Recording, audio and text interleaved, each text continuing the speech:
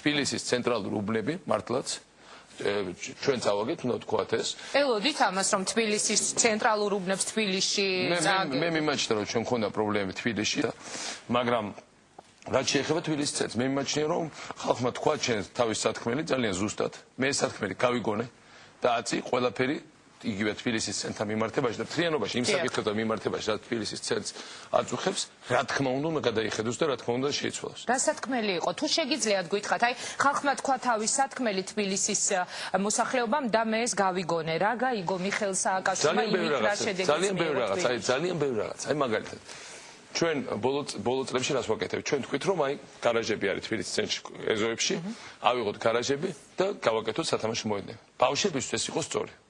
მაგრამ ოდესაც ადამიანმა ეს გარაჟი დადგა იქ, მე ხო მახსოვს ჩემ ეზოში იყო საბუთოების გარაჟი. აბა, ამათა ყოლიათ, ამას ჩადო ფული. იქ ქონდა საწყობი, ეს ღირდა რაღაც ღირებულება. ჩვენ ერთ დღეს უცერემონიოდ მივადექით ქალაქის ხელისუფლება და ეს გარაჟები იქიდან აიღო.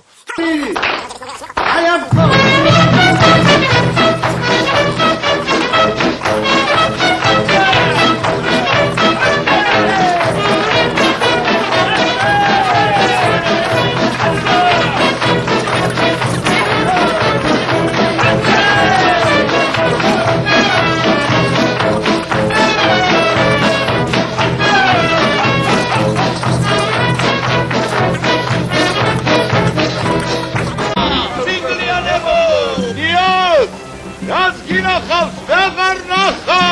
დღეს ჩვენ უნდა ვისაუბროთ იმაზე, რაც ხდება ჩვენს ქვეყანაში, რაც შეიძლება მოხდეს, მიუხედავად იმისა, რომ საერთაშორისო ორგანიზაციებმა აღიარეს არჩევნების შედეგები, მეწეღან ჩამოთვალე ეს ორგანიზაციები ეუთო, ევროსაბჭო,